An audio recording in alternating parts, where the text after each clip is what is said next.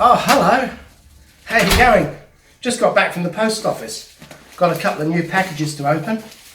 Also went via the hobby shop. I got a few things, amongst them some aluminium tubing. And, how about this? Some British racing green paint straight out of the can. I wonder what that can be for. Put those there. I left Kevin some chores. He's supposed to load the dishwasher and peel the potatoes. Ah, lazy little prick. Look what he's done here. Thinks it's his house. Kevin! Kevin! Kevin!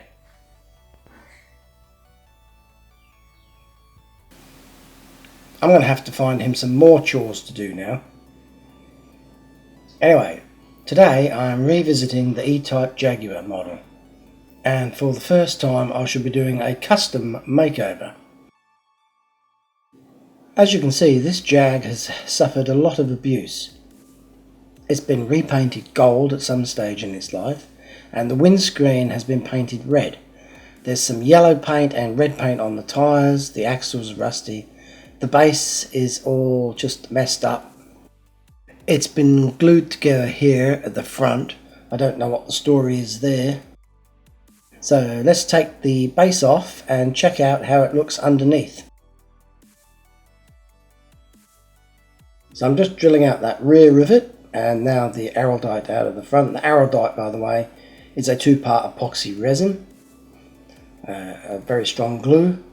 Can't get the base off. I suspect it's glued underneath here somehow. The back comes off not too bad, but the front is holding strong. Araldite is good stuff. There, finally it comes off. You can see underneath there's a bit of a splurge there of glue. Now inside we've got the seats and the windscreen. The seats are really grotty. I'm going to be painting these a custom colour today, as yet to be decided. I've also got to remove all of this red paint off this windscreen, and I don't think that's going to be an easy task. The tyres and base also need cleaning up. The body, well, that's a major issue, getting all that old paint off. To start with, I removed the tyres from the rims.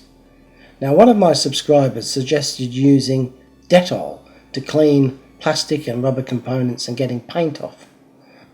I don't have any Dettol handy, so I'm going to give this Pine Clean hospital grade disinfectant a try instead. So I just immerse the tyres into the solution and let them soak for a little bit. Hopefully the paint will soften. Now, to remove the gold paint from the body, I'm using this tried and tested poly stripper paint stripper that I bought from my local hardware store. If you're using this, wear rubber gloves. As you can see, even the gloves start being eaten away by it.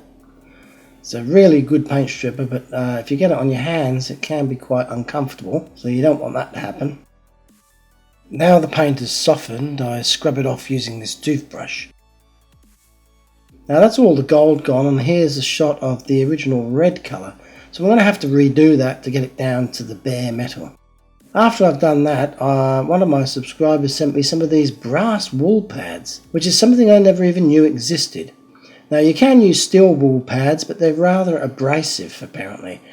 The brass pads are a lot kinder to the metal, and they don't remove any of the details, and they still give the model a bit of a shine and prepare it for painting. So a big thank you to Jack Torben from Florida for sending me these brass wool pads. Thanks, Jack. Looking at a close-up of this front grille, I don't know how this got past quality control. Now here's a check of the base. I'm going to be painting this base satin black. But first I'm going to mask off these wheels because I don't really want to remove them if I don't have to. So I'm using these drinking straws. The first one's too large. This one's a little bit too small. But the black one is just right. This is a Goldilocks moment. So I cut off 4 little short pieces of the black straw, and I used them to mask off the wheel hubs so I can paint the base satin black. To paint it I used this can of Australian export satin black paint. I know it's cheap, but it goes on really nicely and it has a really good finish. Now I'm going to reassemble this model eventually, so I need to drill out these posts and tap them with a screw thread. I've wrapped a bit of yellow masking tape on that drill so that I can use it as a depth gauge, so I don't go too deep when I'm drilling. These holes are now ready for tapping. So after I've tapped them, I do a test fit of these M2 button-headed screws to check that they sit flush. If they don't sit flush, then you may have to either drill a little bit deeper or grind the screw down shorter. Now into the paint booth to give this model its first coat of primer. I'm using the Tamiya Fine primer here, and I'm using white, and you'll see why later. Note that I hold the model with these medical forceps. They're the best thing I've ever bought, and I recommend them to any modeler watching.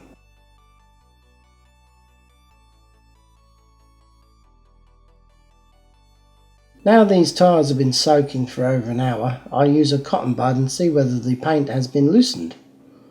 And you know what? It actually worked. I don't know whether it was the eucalyptus oil that was added to the disinfectant, or whether it's the disinfectant itself.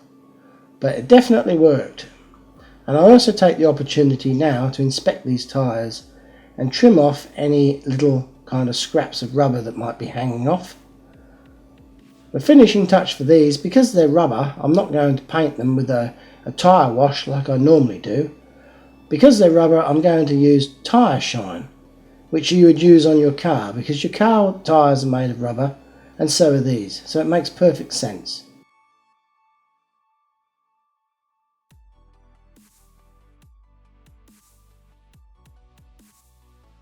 And this is what they look like when I've finished. Now the interior and the transparency both need to be washed first before I can look at how I'm going to remove the paint that's on them. So the interior came up quite clean, the transparency not so. All the muck's off, but there's a hell of a lot of paint on there that I'm going to have to remove. And that's not the easiest job. In the past I've had a lot of success using brake fluid to remove paint from plastics.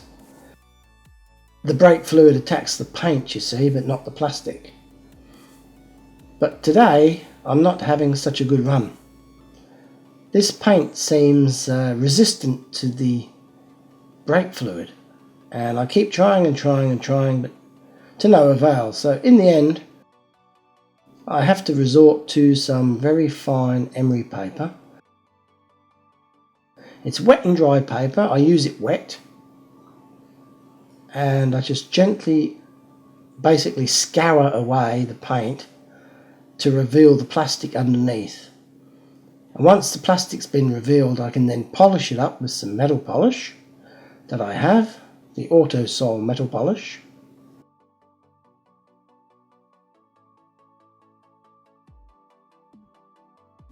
And then for the finishing touch, I dunk it in this self-shining floor polish and pray for a miracle. Because sometimes miracles happen, and this transparency is one of them. I think you'll agree it was very ordinary in the beginning with all that red paint and muck on it. But after it's dried under this dust cover, it turns out not too bad. You will see it later on. Here's a close-up shot of the casting after the undercoat has been applied, just to show you the limited details that they incorporated into this little model. For example, there's no rear tail lights, which surprised me. Now I made this decal of a Union Jack because it was my vision to have this model in British racing green with a Union Jack on the roof. I couldn't find a Union Jack sticker, so I made one myself. If you watch my Matchbox yellow shunter video, it will basically explain how I did this.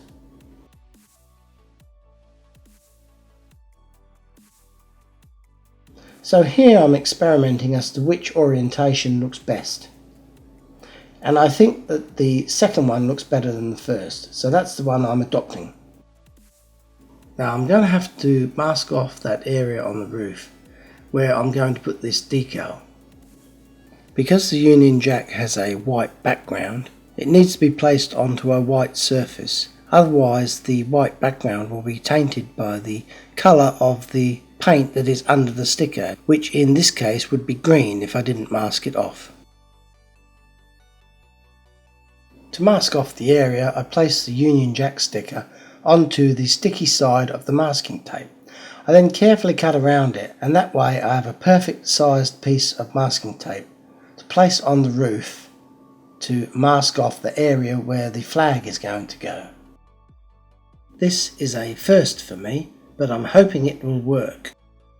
Now I'm going to give the whole model a quick coat of some Tamiya matte white. What's going to happen here is that the white paint is sealing the edges of the masking tape. And now when I paint it with the British Racing Green, there will be little or no bleeding of the green underneath the mask area. Here I'm checking out that wonderful finish of that satin black paint.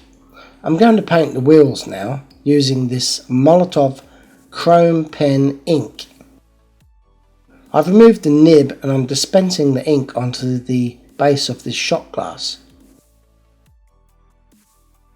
I want to get this chrome paint in amongst all these little spokes on the wheels, and the only way to do it is to apply it with a brush. That's why I'm not using the pen nib. This is quite an expensive product, but the results speak for themselves. This is one of the best chrome finishes you can get from either paint or ink that I'm aware of. If anyone knows of anything better, please let me know. Whilst that's drying, I'm going to paint the body now with this Tamiya TS43 British Racing Green. I'm quite shocked at how bright it looks when I first put it on, but after a couple of coats it dulls down to a colour that I'm more familiar with. This looks beautiful at the moment, except for the roof where the paint is on the masking tape. After I've removed the masking tape, you can see the white rectangle where the Union Jack decal is going to go. Now I'm going to print some racing numbers on some stickers that I have. I'm using the font Adobe Haiti standard bold size number 28. These are just generic stickers that I have for spice jars, etc. And I'm loading them into my printer with the printable side facing down. I'm printing out the number 69 because it's my favourite number, and you know why? It's because it's the number of my house, believe it or not. I'm using this 6mm punch to punch out the individual stickers, and I'm hoping to get a few where the numbers are quite central. It took me a few attempts, but I got there in the end. I'm now going to put this Union Jack decal that I made on the roof. It's a water slide decal, so first off it has to be immersed in water.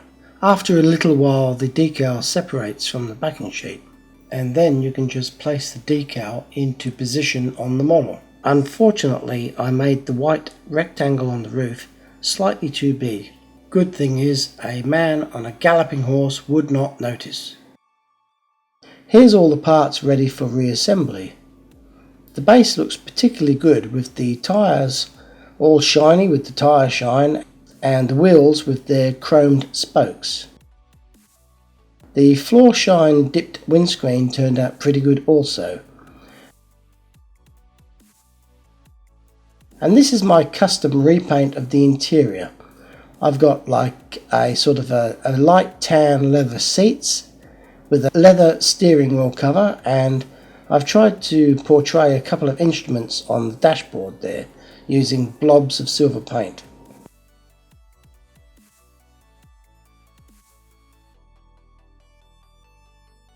I'm now going to reassemble the model.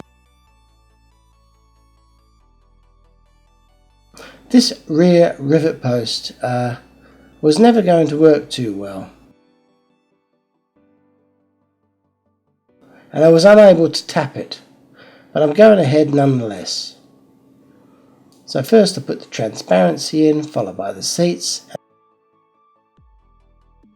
and then the base.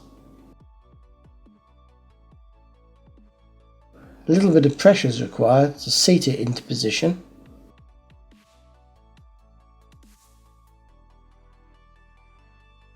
And now it's ready for the colour match screw. Now, I didn't tap the rear post, but I tried putting the screw in regardless, and it actually cut its own thread, and it kind of worked quite well.